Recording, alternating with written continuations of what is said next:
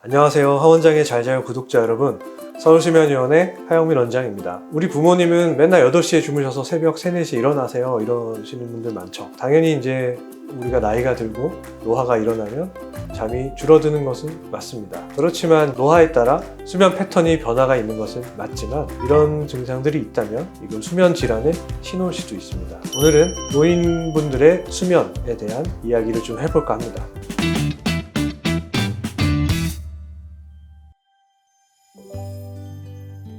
잠이 없어지는 게 맞습니다. 우리가 나이가 들면서 생길 수 있는 정상적인 수면의 변화가 뭐냐? 1번이 수면 양이 주는 거거든요. 수면 시간이 주는 거. 그리고 두 번째가 수면 효율의 감소입니다. 이게 잠들기가 어렵고 잠들어도 금방 깨고 또 깨서 못 자고 이러니까 침대에서 실제로 누워있는 시간에 비해서 잠자는 시간이 적은 거죠. 그래서 수면 효율이 떨어지게 되고 수면 중의 각성 때문에 수면이 조각이 나고 수면 질이 떨어지게 되죠. 그리고 또 수면 생체 리듬이 앞으로 당겨지면서 이른 저녁부터 졸리고 또 새벽에는 눈이 번쩍 떠지고 그렇게 되는 거죠. 그리고 아까 수면이 조각이 나서 연속성이 깨진다는 얘기는 그만큼 깊은 잠이 줄어든다는 겁니다. 깊은 잠이 줄고 얕은 잠이 많아지는 건데 심한 분들은 깊은 잠이 아예 없어지는 분도 있어요. 그래서 우리가 노화가 일어나면 수면 시간이 줄고 수면 효율이 떨어지고 깊은 잠이 줄고 취침 시간이 당겨진다, 이렇게 정리해 볼 수 있겠습니다.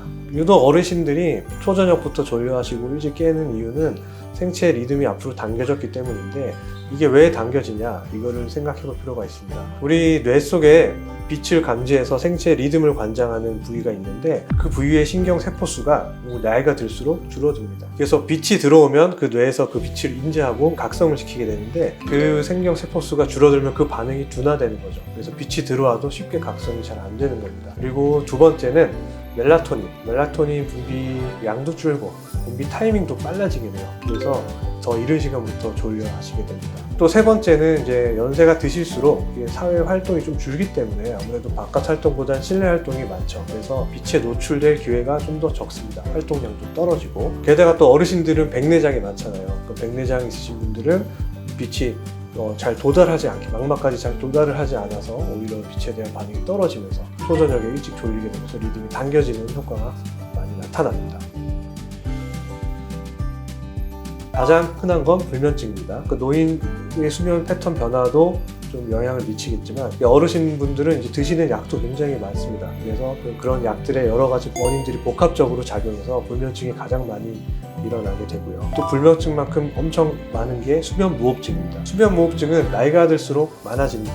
그 이유는 우리가 나이가 들수록 혈압, 인두 쪽에 지방이 좀 침착되기도 하고 근육의 탄력이라는 게 조금씩 떨어집니다. 그래서 기도가 좀 더 막히기 쉬운 그런 상태로 변하게 되고, 우리가 숨을 쉴 때 신경에서 이 호흡 주변 근육들을 긴장시켜주는 신경 근육 간의 조절 능력이 있는데 이것 또한 나이 들수록 좀 떨어지게 됩니다. 그리고 폐의 탄력이 떨어지면 숨을 마실 때 기도를 열어주는 그런 힘이 약해지기 때문에 이런 여러 가지 요인 때문에 우리가 나이가 들면 무호흡증이 발생할 위험이 높아지는 것입니다. 문제는 이 수면무호흡증이 단순히 코를 골고 시끄럽고 잠을 깨우는 것뿐만 아니라 산소가 간헐적으로 멈추면서 이게 장기적으로는 고혈압, 부정맥, 뇌졸중, 나아가서는 치매 위험까지도 높인다는 것입니다. 불면증, 수면무호흡증 이외에도 렘 수면 행동장애라는 것도 어르신들한테서 꽤 중요한 질환입니다.